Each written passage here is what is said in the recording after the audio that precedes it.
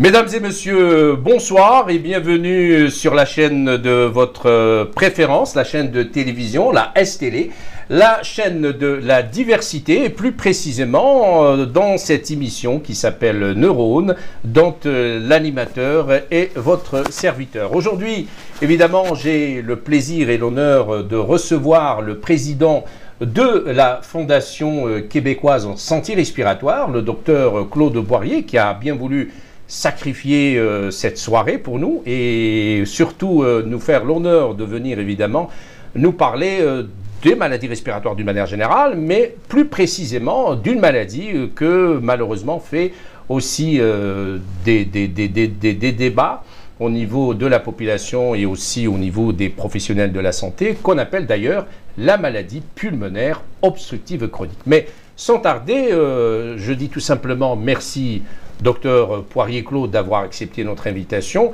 et surtout d'avoir accepté aussi de nous donner de votre temps aussi chargé. Vous êtes quand même très chargé, vous êtes un responsable au niveau de plusieurs organismes, à savoir aussi que vous êtes le président de l'Association des pneumologues du Québec. Merci encore une fois, Docteur Poirier, d'être parmi nous aujourd'hui. C'est un plaisir. Merci de l'invitation. Docteur Poirier, donc sans tarder, justement, vous êtes un pneumologue, vous avez quand même une expérience dans ce domaine et mis à part votre charge et votre responsabilité au niveau du centre hospitalier ici de Montréal, qu'on appelle aujourd'hui le CHUM, donc qu'avez-vous à nous dire concernant la prévalence ou la fréquence des maladies respiratoires d'une manière générale, que ce soit dans le monde ou aussi particulièrement au Québec, ici à Montréal? Bien, les maladies respiratoires sont un groupe de maladies qui sont de plus en plus répandues, dont les diagnostics sont de plus en plus faits. On est conscient qu'au Canada, comme dans la plupart des pays industrialisés ou occidentaux, il y a encore un grand nombre de patients atteints de maladies respiratoires, mais qui n'ont pas reçu leur diagnostic. On commence à découvrir également qu'il y a des zones, des régions, des endroits au Québec où les maladies respiratoires sont plus fréquentes, autant de par les habitudes de vie, on parle bien sûr du tabagisme, que par les facteurs environnementaux, notamment la pollution industrielle. Justement, donc, il y a, comme vous venez de le préciser, des malades respiratoires, mais des malades respiratoires qui s'ignorent. Donc, cela veut dire qu'il faut, je pense, insister sur le fait d'encourager ou de sensibiliser la population au dépistage. Alors, comment se fait le dépistage? Est-ce que c'est par la sensibilisation? Est-ce que, comment vous, en tant qu'association, surtout des pneumologues, vous encouragez les personnes, effectivement, à aller se faire dépister? Alors, la clé du dépistage passe par 3 axes. L'éducation de la population aux maladies respiratoires, donc que les gens, les citoyens, que les gens soient capables de reconnaître les symptômes cardinaux de maladies fréquentes, telles que l'asthme par exemple, l'emphysème, la bronchite chronique, mais aussi l'éducation des médecins eux-mêmes, qui, si on prend par exemple le médecin de première ligne, le médecin de famille, qui doit être capable, alors qu'il y a beaucoup de problèmes médicaux à gérer en même temps, d'aller chercher les bonnes questions pour mettre en évidence la maladie respiratoire. Et enfin, l'éducation de tous les intervenants en santé. Et là, on parle bien sûr inhalothérapeutes, infirmiers, infirmières, les CLSC, les pharmaciens, qui peuvent reconnaître les symptômes permettant éventuellement de poser un diagnostic chez le médecin. Justement, toujours dans le cadre de ces maladies respiratoires d'une manière générale, je pense que l'une des maladies les plus répandues ou les plus fréquentes que vous rencontriez sur le terrain, ça s'appelle donc la maladie pulmonaire obstructive chronique, en abréviation MPOC. Ça, c'est l'appellation, je dirais, nord-américaine, si vous permettez l'expression. Alors qu'en Europe, puisque nous sommes sur la chaîne S-Télé, et aujourd'hui nous sommes sans frontières, puisque notre chaîne elle est sur Internet, sur le web, par conséquent, nos collègues ou des professionnels, ou même la population, au-delà de nos frontières, nous entendent. En fait, la MPOC, elle est appelée en Europe, si je ne me trompe pas, la BPCO, autrement dit la bronchopneumopathie obstructive chronique. Alors qu'en réalité, c'est pareil. Moi, je peux vous poser tout simplement une question très simple. Pourquoi cette différence entre l'appellation européenne et l'appellation nord-américaine? Est-ce qu'il y a une différence, je dirais, vraiment de taille scientifique? La réponse est non.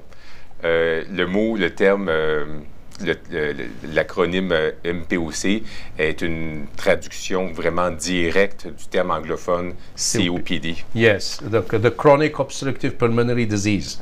Donc, si effectivement on fait la traduction, ça devient la maladie pulmonaire obstructive chronique. Donc, en résumé, en un seul mot, ça ne signifie aucune différence. Non, c'est la même entité. C'est lorsque je dis Claude ou Claude Poirier ou Poirier Claude, c'est pareil. C'est comme ça. Donc, en fait, pour que les gens, effectivement, puissent comprendre qu'il n'y a pas de différence scientifique ni aussi clinique. C'est pareil. Donc, on parle de la même chose. Alors, donc, évidemment, on revient à la MPOC ou la PPCO, pour ceux qui nous écoutent d'au-delà. Quelle est justement la fréquence ou la prévalence de cette maladie, ici au Québec particulièrement? Alors, bien sûr, la prévalence sous-entend qu'on est capable de poser les diagnostics chez les patients, alors qu'on sait que actuellement, au Canada, le tiers des patients souffrant de MPOC a reçu son diagnostic. Ou si vous voulez, le 2/3 des patients souffrant de MPOC ne le sait pas, n'a pas reçu de diagnostic précis, mais a tous les symptômes, par contre, de la maladie. Donc, à partir de ça, les données statistiques sont un petit peu fluctuantes, mais on pourrait dire qu'entre 10 et 15 % de la population âgée de plus de 65 ans présente une MPOC. Justement, donc, la maladie pulmonaire obstructive chronique, quels sont les facteurs favorisants? Comment devient-on malade pulmonaire obstructive chronique? Donc, la détérioration de la capacité respiratoire secondaire au tabac est la principale cause qui amène le patient à présenter la maladie, la MPOC. Au Canada, aux États-Unis, dans les pays européens, c'est la cause principale. On dit que 90 à 95 % des patients souffrant de MPOC le sont parce qu'ils ont consommé du tabac en grande quantité. Il existe aussi d'autres facteurs, des facteurs environnementaux, la pollution industrielle, et on sait que dès le jeune âge, l'exposition à la pollution va avoir un rôle capital sur la croissance et le développement de la capacité pulmonaire. Également, l'exposition à la pollution, surtout la pollution intérieure, avec l'utilisation de la biomasse comme carburant ou comme source de chaleur dans les maisons, est un facteur contributif. Donc, parmi ces facteurs, vous avez cité donc le tabagisme. Donc, le tabac, on a bon toujours à revenir effectivement à ce facteur. Donc, on ne cesse pas de dire, de passer le message que finalement le tabac est nocif et que risquerait donc de favoriser plusieurs maladies, entre autres justement la MPOC. Mais une question aussi pratique, est-ce que vous remarquez, vous en tant aussi que spécialiste dans ces maladies, est-ce qu'il y a beaucoup de fumeurs? Est-ce qu'il y a de moins en moins de fumeurs? C'est-à-dire que maintenant, vu les campagnes aussi de sensibilisation qui sont menées contre justement le tabac, est-ce que ces campagnes ont porté ses fruits? Est-ce que vous voyez une décroissance de la courbe ou peut-être c'est l'inverse? Oui. Alors oui, donc les programmes sociaux publics ont des bénéfices, ont un impact. La taxation des produits du tabac avec la hausse du coût du tabac a bien sûr eu un impact définitif dans tous les pays où elle fut appliquée. Certains pays ont pris le bras de fer avec les compagnies pharmaceutiques et ont décidé de banaliser le paquet de cigarettes, de le rendre de couleur grise, complètement neutre, sans appellation, sans couleur vive, sans attrait. Évidemment, ça a été des batailles juridiques difficiles avec, par exemple, l'Australie, un des pionniers sur la banalisation du paquet de cigarettes. Et ça aussi, ça a eu un certain impact. Il y a plusieurs lignes. La ligne J'arrête, les programmes également pour la cessation tabagique de l'Association pulmonaire du Québec, dont on retrouve les numéros de téléphone sur le site web de l'association, ont aussi un impact significatif sur l'arrêt du tabac. On peut le noter chez nos patients, on a des outils désormais. Justement, dans ce sens, est-ce qu'il n'y a pas aussi des campagnes qui touche les écoliers, enfin les lycéens, au niveau des collèges, puisqu'en fait c'est cette tranche aussi, c'est à cet âge-là qu'on commence un peu à s'initier malheureusement au tabac, à la cigarette. On peut aussi dire aussi autre chose. Oui, donc 100%. Ouais. Donc aussi, ce qui dit tabac aussi dit aujourd'hui d'autres drogues en fait. Est-ce que aujourd'hui le cannabis, si vous permettez, donc les drogues douces, comme on appelle, c'est-à-dire dans le domaine de la toxicomanie, puisque maintenant il y a aussi des personnes qui non seulement fument la cigarette, mais aussi consomment aussi, inhalent d'autres substances telles que le cannabis. Bien sûr. Comme je pense, je l'ai vu sur un article où il parlait de association cannabis cigarette, mariage heureux. Bon. Est-ce que c'est vraiment un mariage heureux? Je ne sais pas. Donc, qu'avez-vous à nous dire concernant cette association? Actuellement, il doit y avoir une étude par semaine significative qui sort sur le sujet. Ce qu'on sait, c'est que la consommation du cannabis, jointe à la consommation du tabac, dans le même processus, est tout aussi délétère que le tabac seul. On a des évidences quand même que le cannabis, sous la forme d'une vapeur inhalée, pourrait avoir, dans certaines circonstances, un effet bronchodilatateur, c'est-à-dire d'ouvrir les bronches dans certaines circonstances. Les études sont contradictoires à ce sujet et dans nos congrès, on débat encore du réel impact du cannabis seul. Ce qui est clair, net et précis, c'est que la consommation du cannabis avec le tabac aggrave encore. Est délétère. Et même, on pense que l'impact de cette inhalation est pire à cause que le geste inspiratoire est plus profond et plus soutenu. Et plus soutenu. Donc, aussi dans ce sens, depuis quelques années, d'ailleurs, nous remarquons que, mis à part la cigarette, il y a aussi cette habitude qui a pris aussi de l'ampleur au niveau de certaines places publiques, pour ne pas dire des restaurants, ici au Québec, à Montréal précisément, où les gens inhalent ou fument le narguilé, donc la chicha, hein, donc communément appelée la chicha. Est-ce que aussi la chicha ne pourrait pas aussi être un facteur favorisant ou plutôt potentialisant l'effet de la cigarette? Tout à fait. Et je ne suis pas un tabacologue et encore moins un spécialiste de la chicha ou du narguilé, mais on a des belles présentations. Entre autres, je pense à une équipe pakistanaise qui présentait les effets délétères de l'inhalation de chicha chez les étudiants universitaires de la capitale. Donc, voyez-vous, donc de la perte de fonction respiratoire chez les étudiants consommateurs de chicha. Donc, on ne peut que la déconseiller. Exact. Donc, oui, en fait, donc un POC, moi, j'avais évidemment noté ici, c'est-à-dire quelques questions pour ne pas oublier.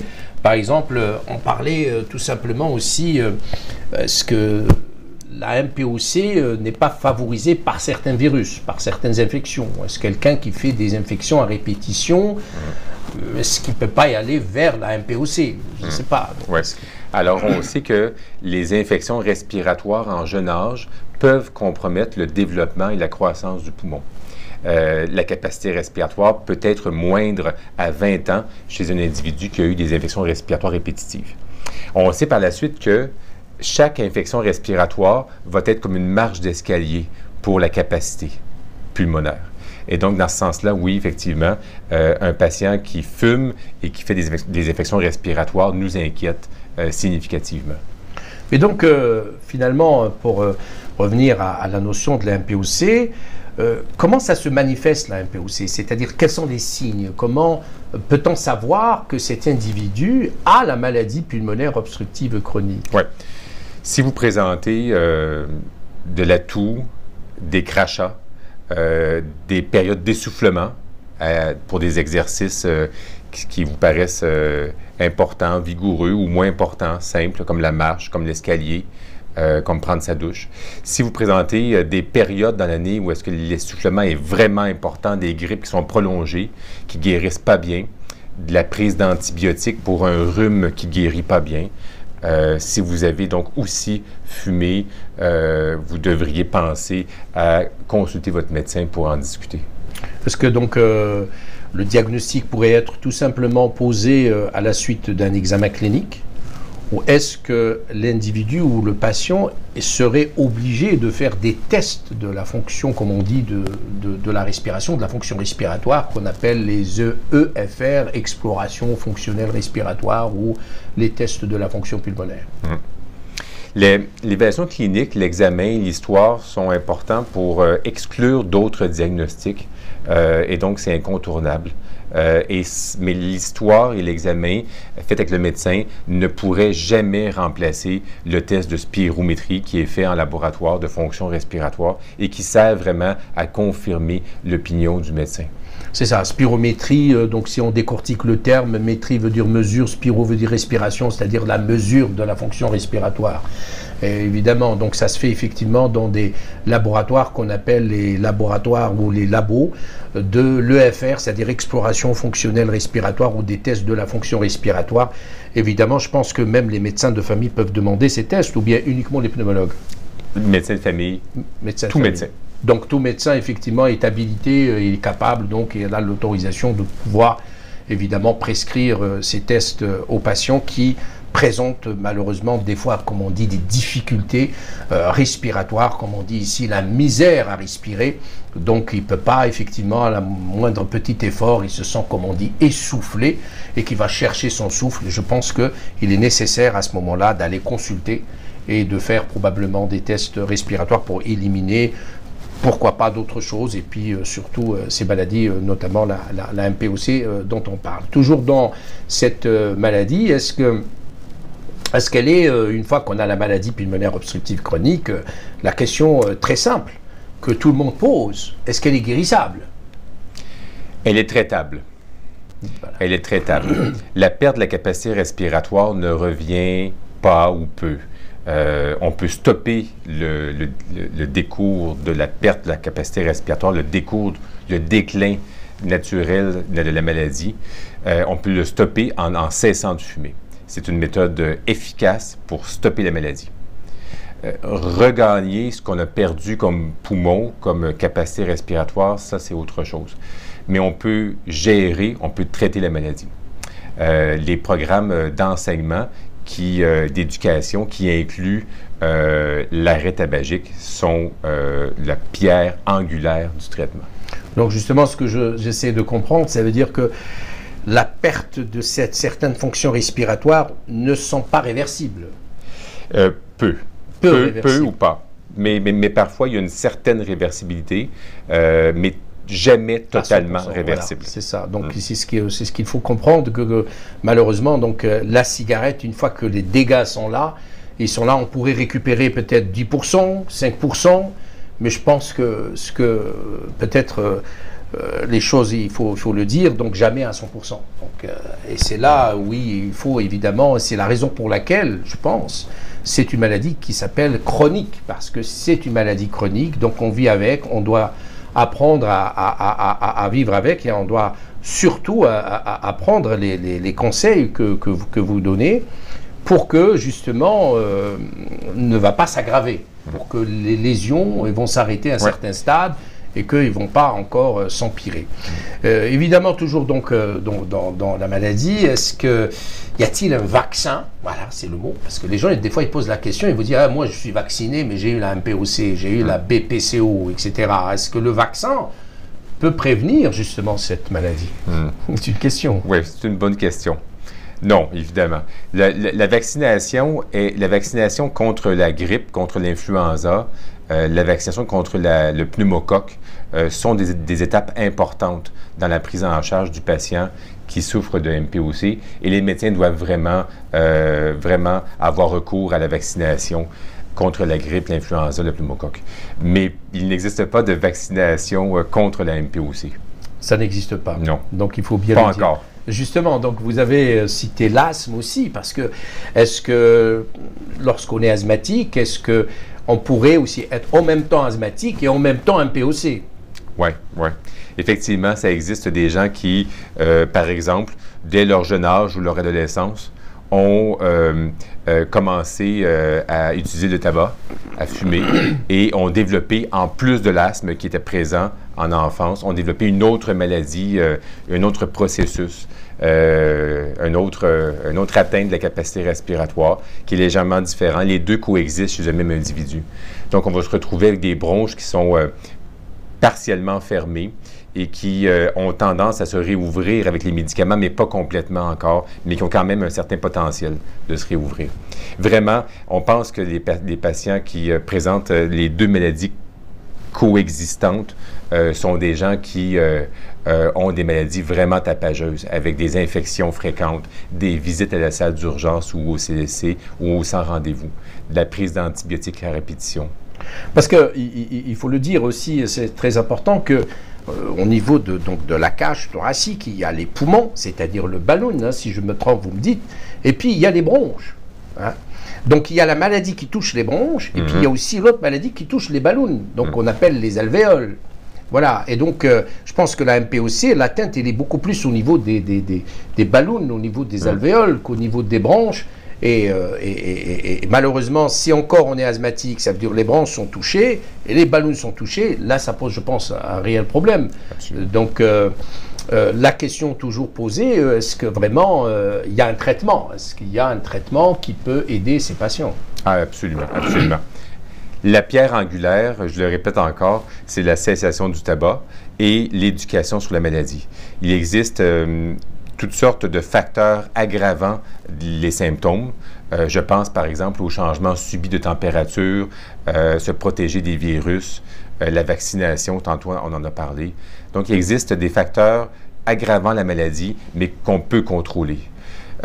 Sinon, bien sûr, on peut avoir des poumons qui ne sont pas en parfait état, mais ne pas sombrer dans la spirale du déconditionnement. Et donc, on peut garder un niveau d'activité physique qui est intéressant et qui nous permet donc de faire nos activités de la vie quotidienne sans problème, malgré le fait que nos poumons ne sont pas en parfait état. Donc, le réentraînement, la réadaptation pulmonaire, l'éducation sont les fleurons de la prise en charge de la MPOC. Et je dois dire que le Québec, en termes d'éducation sur la maladie respiratoire, est un leader, pas seulement au Canada, mais aussi de par le monde. Pensons seulement au centre d'enseignement pour l'asthme et pour la MPOC, qui sont présents dans tous les CLSC. On retrouve des infirmiers et des infirmières pivots, on retrouve des inhalothérapeutes capables de rencontrer les patients à de multiples moments pour revoir tous les aspects de la prise en charge, de l'auto-prise en charge de la maladie par le patient. Justement, il faut préciser, les CLSC, c'est comme en Europe les PMI, c'est-à-dire le Centre de protection maternelle infantile. En fait, ce sont des centres hospitaliers, mais qui sont dans chaque quartier, si je ne me trompe pas. Donc, l'abréviation veut dire CLSC, veut dire centre... Centre local de services communautaires. Exact. Donc, sol local de services communautaires, effectivement. Donc, ça existe, donc vous venez de le préciser, justement, donc des centres d'enseignement et des centres pour, justement, apprendre à la population... Ouais. L'autogestion. L'autogestion. Eh ben, l'autonomisation du patient face à sa maladie. Et justement, dans ce sens, maintenant, est-ce que ma question, pour la MPOC en particulier, avez-vous un chiffre que vous pouvez nous donner concernant le nombre des MPOC au Québec? Sur une population, je pense que de 7 millions, le Québec, est-ce que vous avez un nombre, vous, en tant qu'association des pneumologues? Tantôt, j'évoquais 10 à 15% des patients âgés de plus de 65 ans. Mais là, il faudrait que je fasse quelques calculs mathématiques pour vous rejoindre dans votre question. C'est ça. Donc, ce qui veut dire 10 à 15%, c'est quand même beaucoup. Ouais, c'est quand même important. Et donc, il y a aussi beaucoup de personnes qui posent la question, qui vous disent « Oh, mais moi, j'ai jamais fumé. Je n'ai jamais fumé, mais j'ai aussi aujourd'hui la MPOC. » Donc, est-ce qu'il n'y a pas, par exemple... d'autres facteurs, mis à part la cigarette, vous venez de le citer, mais moi, ma question, est-ce qu'il n'y a pas aussi un facteur héréditaire ou génétique qui favoriserait ce genre de maladie? Donc, on commence à identifier un paquet de facteurs génétiques et la liste est assez longue dans les publications, notamment d'un groupe américain qui s'intéresse, le COPD Genes, qui s'intéresse à la génétique de la MPOC. Puis il y a plusieurs, on voit donc des clusters, des groupes de familles où la survenue de la MPOC est particulièrement importante. À côté de ça, il y a traditionnellement le déficit en alpha-1 antitrypsine, qui est une condition qui favorise chez les individus n'ayant pas ou peu fumé le développement d'un emphysème. Souvent, on va l'approcher un petit peu à côté de la MPOC comme telle, puisque le déficit en alpha-antitrypsine a tout son arsenal thérapeutique qui est un petit peu différent de la MPOC. Non, il faut le dire, donc vous avez cité le mot emphysème. Donc, est-ce que l'emphysème qui est, à mon sens, je pense que c'est le stade pratiquement, je dirais, très avancé de la MPOC. Alors, quelle est la différence entre MPOC et emphysème? Donc, vous, en tant que pneumologue. Dorénavant, depuis un certain temps, avec les lignes directrices que nous avons aux États-Unis, au Canada, la MPOC englobe l'emphysème et la bronchite chronique. La MPOC doit, par définition, avoir une altération, une anomalie au niveau du test de fonction respiratoire.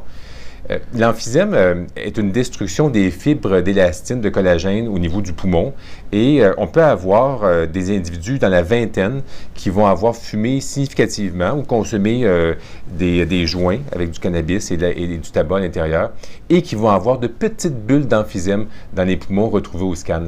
Ces gens-là n'auront pas nécessairement une altération de la fonction de la capacité respiratoire et on les appellera pas MPOC. D'accord, donc oui, évidemment, donc, vous venez de citer qu'il y a bel et bien un facteur donc, génétique qui favoriserait évidemment un type d'emphysème. Et vous avez cité le gène qui est responsable de la production, de la formation, si vous voulez, d'une protéine, d'une substance qu'on appelle alpha-1 antitrypsine, qui est, je pense, fabriquée, sécrétée, si je me trompe, vous me corrigez, donc par le foie, et qui, elle, a un rôle dans les conditions normales de protéger les alvéoles, qui sont les petits ballons au niveau des poumons, de protéger les poumons d'une attaque des produits ou des substances ou qu'on appelle, nous, des protéines ou des enzymes qui sont sécrétées par les globules blancs en cas d'infection.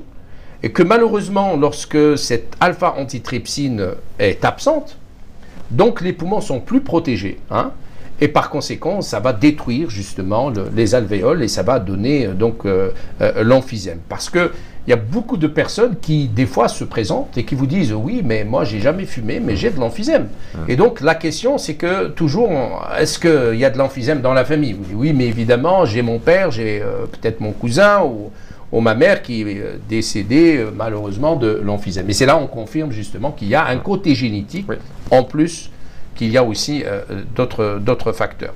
Donc, dans ce sens-là, est-ce que vous encouragez justement les familles qui probablement présentent un emphysème de se faire dépister, pour justement dépister, sinon pas cette insuffisance de l'alpha-1 antitrypsine? Oui, lorsqu'on retrouve un patient qui a l'emphysème ou la MPOC en plus jeune âge, donc un patient qui aurait en bas de 65 ans, par exemple, on va penser à demander le test sanguin pour le dosage de l'alpha-1 antitrypsine.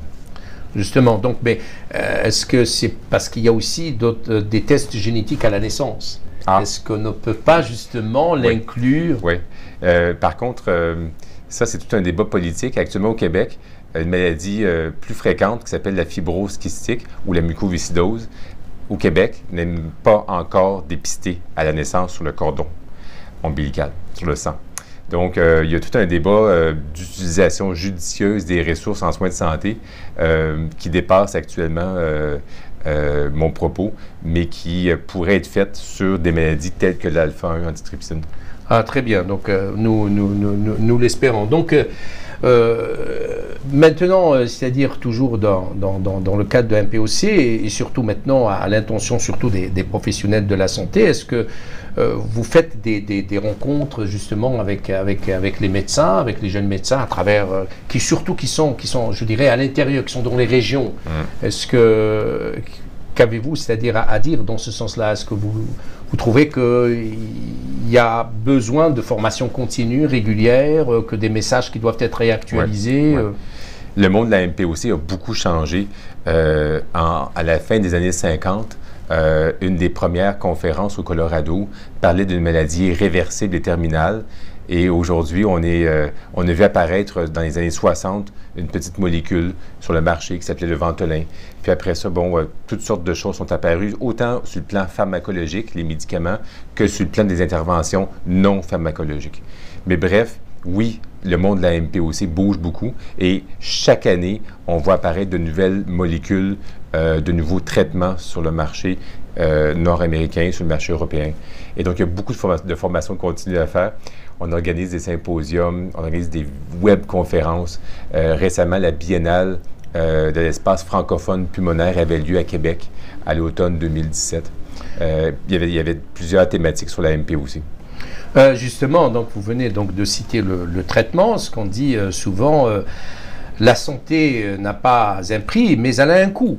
Donc, est-ce qu'aujourd'hui, traiter un POC, est-ce que c'est cher? Ça coûte combien? Donc, ça, les pompes d'un patient MPOC peuvent coûter plus de 200 $ par mois à l'État. Alors, on n'a pas encore étudié tout l'aspect coût-bénéfice de ça, mais c'est sûr qu'on a le devoir comme pays, comme nation, comme peuple, comme citoyen, d'abord d'utiliser les pompes adéquatement. C'est-à-dire, si une pompe est prescrite, je la prends, je rapporte ses effets désirables et ses effets indésirables, et on peut décider de la cesser si elle n'a pas d'effet bénéfique. Le but du traitement par pompe en MPOC est surtout d'améliorer la qualité de vie et aussi de prévenir les infections. Et finalement, il existe toute une discussion à faire sur les habitudes de vie, sur le tabagisme, sur lequel on doit mettre toutes nos énergies parce que c'est le facteur principal qui provoque la MPOC, qui l'entretient et qui va aussi détériorer ultimement beaucoup la qualité de vie du patient. Justement, est-ce que aussi il y a malheureusement aussi des malades MPOC qui terminent malheureusement avec une oxygénothérapie, c'est-à-dire de l'oxygène même à domicile, à la maison? Est-ce que c'est vraiment... Est-ce que vous voyez beaucoup de patients qui, malheureusement, sont dépendants de l'oxygène même à la maison, et là, il faut aussi une prise en charge, même à domicile, qu'il faut les suivre, etc.? Oui, c'est compliqué. C'est compliqué, mais effectivement, la MPOC peut détériorer à ce point la capacité pulmonaire que le poumon n'est plus capable de prendre l'oxygène ambiant et d'oxygéner le sang et d'assurer pour le cerveau, le cœur, les reins, les membres périphériques, d'assurer une oxygénation adéquate. Donc, certains patients avec des critères très spécifiques peuvent recevoir l'oxygène à la maison et ça arrive malheureusement trop fréquemment à mon goût. C'est ça. Et puis, maintenant, ces patients-là, est-ce qu'ils sont pris en charge, je dirais, par l'État, par les CLSC et gratuitement, ici au Québec, ou est-ce qu'ils doivent aussi contribuer financièrement? Non. L'oxygénothérapie est prise en charge par l'État et par les assureurs privés lorsqu'il y en a pour ce qui est du Québec. Donc, lorsqu'on répond aux critères précis, des critères établis qui soulignent les bénéfices de l'oxygène chez un groupe de patients suffisamment malades, les frais sont pris en charge par l'assurance publique ou privée si on bénéficie d'un assureur privé. Et ces personnes-là, donc, ils sont suivis. Est-ce qu'ils sont obligés de se déplacer au CLSC ou bien est-ce que c'est les membres, les professionnels de la santé qui se déplacent envers eux? Oui. Alors, dans toutes les régions du Québec, il y a des parcs qui suivent les patients à domicile avec une communication. C'est essentiellement des inhalothérapeutes partout au Québec qui vont orchestrer finalement les soins du patient à domicile avec son oxygène et aussi pas juste avec son oxygène, mais parfois il y a d'autres équipements pour délivrer des médicaments que les patients utilisent aussi, puis qui vont communiquer avec les médecins régulièrement pour dire que le patient va bien, qu'il est stable, ou surtout pour dire que le patient va moins bien et qu'il y a peut-être un ajustement à faire. Justement, donc... toujours dans cette prise en charge, moi aussi, je fais penser aussi à l'apnée du sommeil. Hein. Donc, est-ce que les gens qui ont la maladie pulmonaire obstructive chronique, est-ce que ça pourrait favoriser l'apnée du sommeil. Ouais. Donc, oui, une question très simple, puisque l'apnée du sommeil aujourd'hui est devenue un véritable problème, je dirais une problématique de santé publique. Alors donc, on sait que si vous avez l'asthme ou la MPOC, et que vous développez ou que vous avez l'apnée du sommeil concomitant, les apnées seront plus profondes, les chutes d'oxygène nocturnes ont de fortes chances d'être plus profondes, et donc les répercussions de l'apnée du sommeil au niveau cardiaque, au niveau cardiovasculaire pourraient être plus significatives.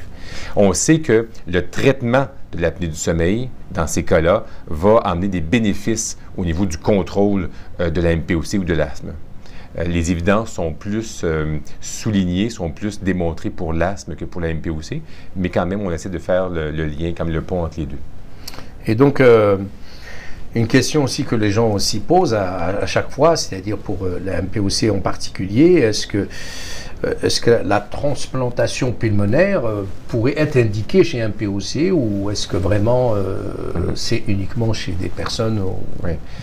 Dans le cas de la MPOC, la transplantation est une option dont les bénéfices sont d'améliorer la qualité de vie. Si on prend une population de patients MPOC qui va vers la transplantation, la survie globale de cette population n'est pas modifiée, mais la qualité de vie est améliorée. Donc, effectivement, si on a un patient qui a, par exemple, une MPOC suffisamment avancée et chez qui la qualité de vie est détériorée de façon très significative, il peut s'amorcer une évaluation en transplantation. Ça se fait au Centre hospitalier de l'Université de Montréal pour ce qui est du Québec. Il n'y a pas officiellement de critères d'âge, même si un patient plus jeune que 65 ans va avoir une évolution plus favorable post-opératoire. Et plus les patients sont vieux, plus les complications post-opératoires sont fréquentes. Et, ici, une question d'âge. Est-ce que un jeune de 20 ans qui fume beaucoup, est-ce qu'il peut être aussi MPOC, malgré son jeune âge? Bien, on dit qu'il faut avoir fumé un minimum de 1 paquet de cigarettes par jour pendant 10 ans pour développer une MPOC ou l'équivalent. Maintenant, c'est sûr que si on est atteint d'un déficit enzymatique, d'un déficit génétique, programmé génétiquement, alors oui, on peut avoir des anomalies emphysémateuses dans le poumon à un âge très jeune. Il y a toutes sortes d'anomalies qui sont décrites au niveau auto-immunitaire, au niveau de certaines enzymes génétiques, puis également au niveau du tissu du collagène, du tissu élastique des articulations puis des membres, mais qui touche aussi le poumon, qui s'associe à un emphysème très précoce. Est-ce que aussi, puisqu'on est chez le jeune, est-ce qu'un jeune qui a un MPOC, est-ce qu'il peut faire du sport? Très question. Ben, la question est bien sûr oui. Alors, comme un athlète s'entraîne et va apprendre à performer dans son sport, au même titre, l'équipe en réadaptation pulmonaire va amener un patient à MPOC à pouvoir d'abord être autonome, faire ses courses, mais aussi à avoir une activité physique quotidienne significative, mais avec des techniques respiratoires. Les lèvres pincées, respiration abdominale sont des exemples. Et donc, avec un coût moindre aussi pour la respiration puis l'essoufflement. C'est ça. Donc, finalement, on peut encourager justement cette jeunesse, malgré, je dirais, l'handicap ou malgré la maladie, de faire des exercices physiques. Oui, bien sûr. Bien sûr. Puis, mais j'associerais cette pratique de l'activité physique à une éducation. Pratiquer l'exercice physique, lorsqu'on sait comment la faire, comment respirer, on va encore plus capitaliser nos gains, finalement, si vous me permettez l'expression. Oui, oui, oui. Donc, il faut justement cette éducation, c'est très important d'insister justement cet enseignement de ces techniques justement chez ces personnes-là pour qu'ils puissent, évidemment, parce que c'est important, comment apprendre. Et puis même aussi les médicaments, comment les prendre. Avez-vous un programme spécifique justement au niveau, moi je parle au niveau des écoles, au niveau des lycées, au niveau des collèges. Est-ce que les gens ils se déplacent une fois peut-être par 6 mois ou une année pour justement sensibiliser les gens d'abord contre la cigarette et ensuite comment... Je connais pas bien les programmes qui sont actuellement diffusés dans les écoles. Puis moi, mon implication personnelle n'est pas à ce niveau-là. Je sais que ça existe, mais je les connais pas bien. Mais je sais que ça existe des programmes de sensibilisation aux méfaits du tabac qui, soit dit en passant, comme vous le savez, ne passe pas que par le poumon, mais passe par les artères, par le cœur, par tout ce qui est neuro également. Maintenant aussi, une question qui revient souvent, la MPOC et la femme enceinte. Est-ce qu'une femme qui a une MPOC, qui a des poumons qui sont en même temps malades et qui est enceinte, est-ce qu'il y a des risques? Est-ce qu'il y a des risques sur elle ou pour le bébé Oui. Les maladies respiratoires sont parfois exagérées, aggravées lors d'une grossesse. Pour ce qui est de l'asthme, par exemple, on dit un tiers. Donc, un tiers des femmes enceintes asthmatiques n'auront aucun changement. Un tiers des femmes enceintes asthmatiques auront une aggravation de leur asthme, puis un tiers auront une amélioration. Pour ce qui est de la MPOC, c'est plus difficile parce que c'est généralement une maladie qui survient plus tardivement et donc même souvent après la ménopause.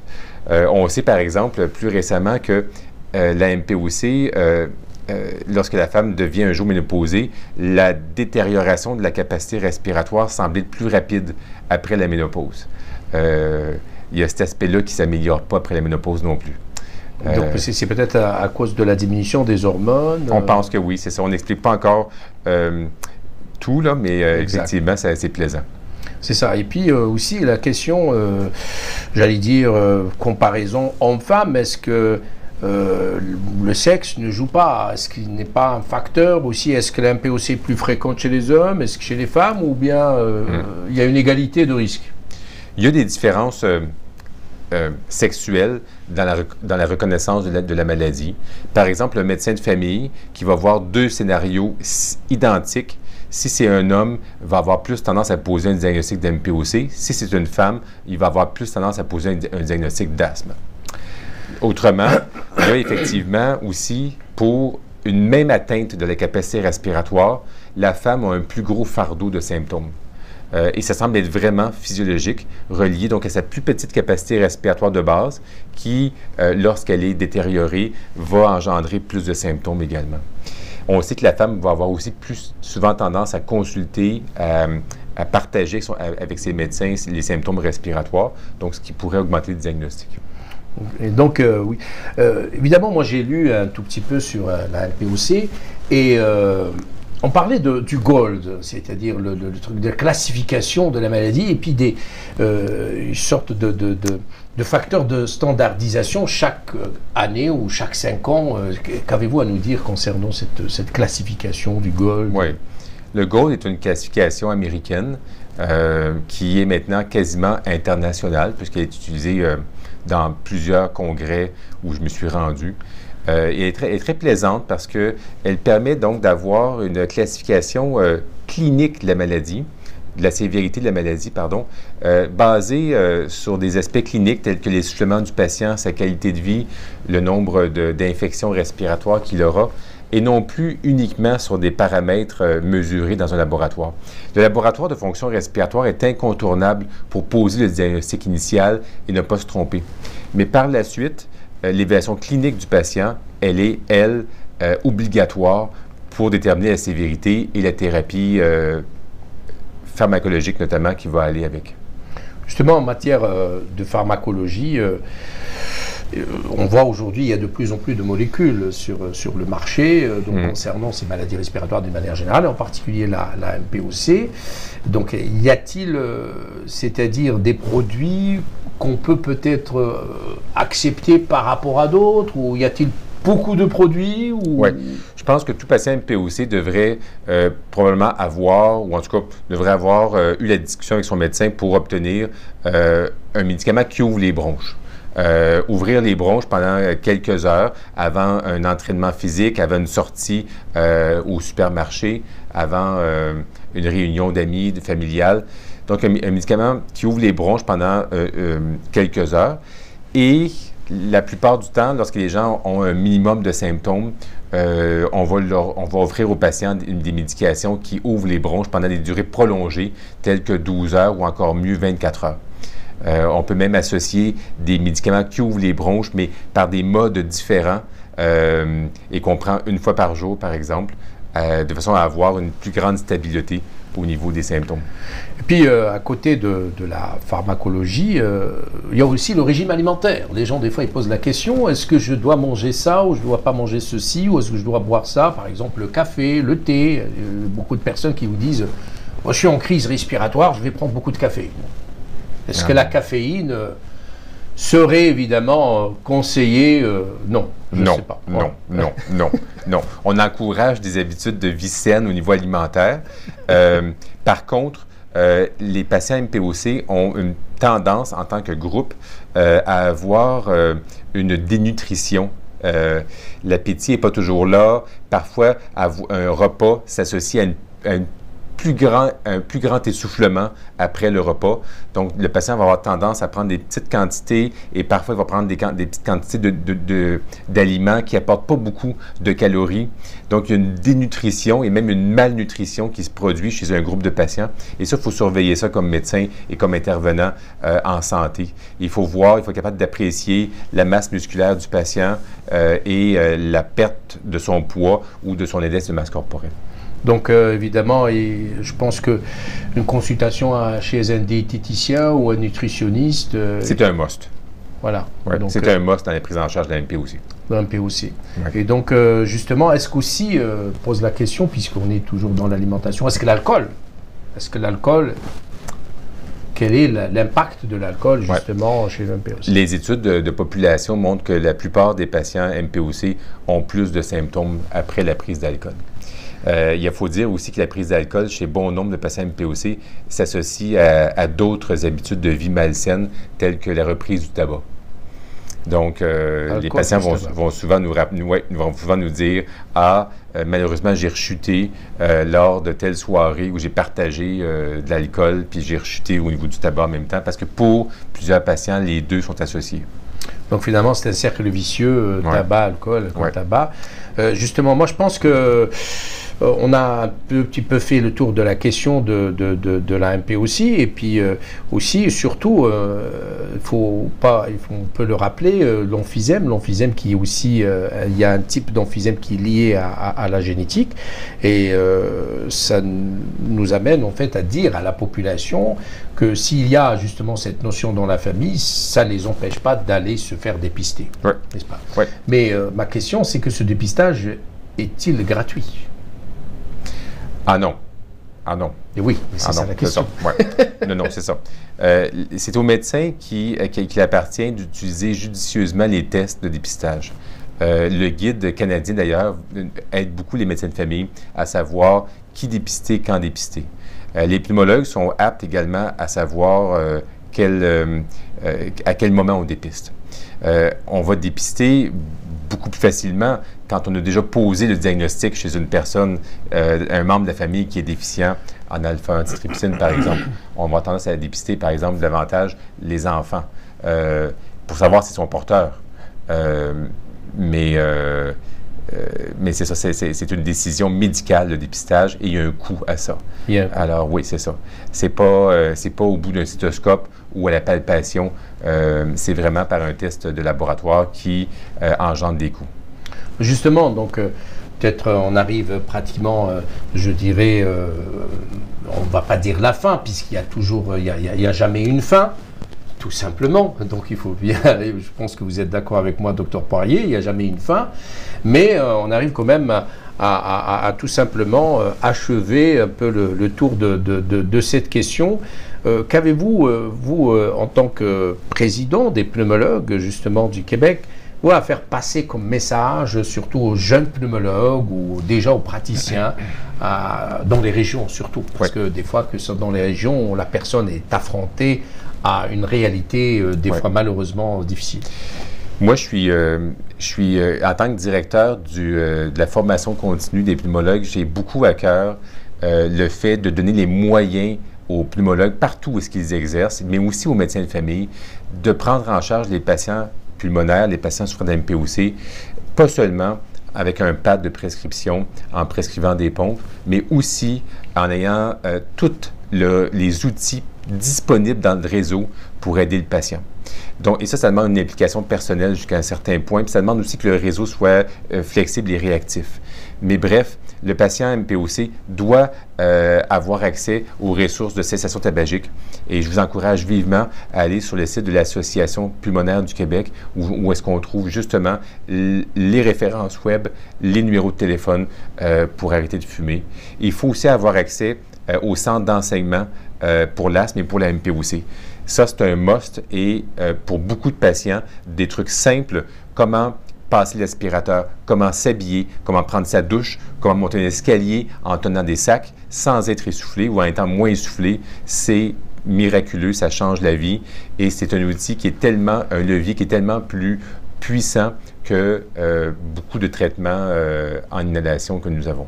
Justement, donc ça, c'est très important pour justement se baser surtout sur l'enseignement, puisque effectivement ces personnes, il faut le dire, elles sont chroniques, hein, donc c'est une maladie chronique et elles doivent avoir, comme vous venez de le dire, donc un support, des explications continues, pas uniquement une prescription qui se limite tout simplement à 2 ou 3 ou des fois même 4 médicaments. Et des fois la personne vous dit, moi je prends régulièrement mes médicaments, mais je sens que je ne vois pas l'amélioration et par conséquent, j'ai plus envie de les prendre et je pense que c'est une réalité. Oui, et donc on inclut là-dedans, effectivement, la technique de prise des médicaments. On se souvient des épisodes de télévision américaine où est-ce qu'on voyait à la blague un patient prendre son aérosol dans le cou comme un parfum. Donc, il y a plein de choses qu'il faut adresser au niveau de la prise des médicaments. Je pense, oui, effectivement, donc ce point est très important, donc disons, d'insister sur ce point qui est comment prendre les médicaments, les techniques d'enseignement, et je pense que ça nous amène à mettre l'accent surtout sur le temps à prendre justement pour le patient. Parce que des fois, il y a des patients qui vous disent, je m'excuse, mais le médecin à peine m'a regardé. C'est une réalité, malheureusement. Et donc, à peine m'a regardé, m'a pris même pas 2 secondes et puis il est parti. Donc, est-ce que cela aussi n'est pas aussi un facteur qui risquerait malheureusement donc nous sommes tous concernés. Donc, oui, nous sommes tous concernés, puis c'est une équipe. En tant que médecin, puis je vous parle sur un trait personnel, on ne peut pas tout prendre sur son dos, puis je ne vous encourage pas à le faire non plus, mais l'équipe interdisciplinaire, qui inclut l'infirmière, l'infirmier, l'inothérapeute, le médecin, le pharmacien, est capable d'avoir vraiment un impact sur l'éducation du patient.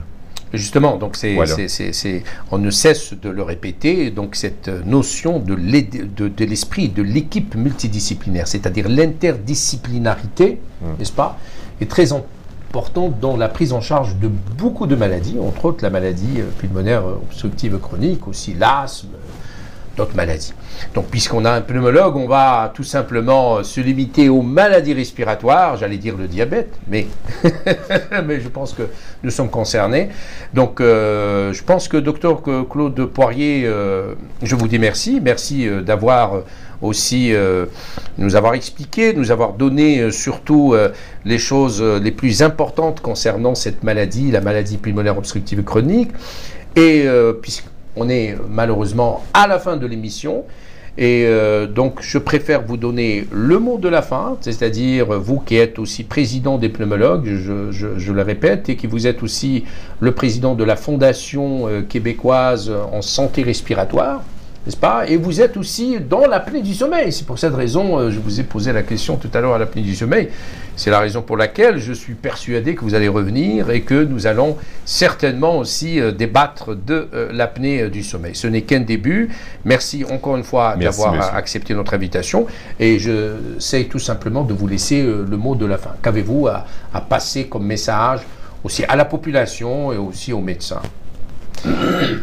Bon, écoutez, si on pouvait retenir un message, je pense qu'on est, et c'est une réalité fascinante, je pense qu'on est encore en 2018 dans le diagnostic il faut aller chercher les patients qui sont actuellement atteints d'MPOC, mais qui ne le savent pas, qui présentent de l'essoufflement, de la toux, des crachats, et qui sont actuellement non pris en charge, qui sûrement peut-être encore fument, et donc chez qui la maladie progresse, mais de façon sournoise, sans que le patient s'en rende compte. Je pense qu'en 2018, il faut focusser autant comme médecin, comme intervenant en santé que comme citoyen sur le dépistage le plus précoce possible de la maladie.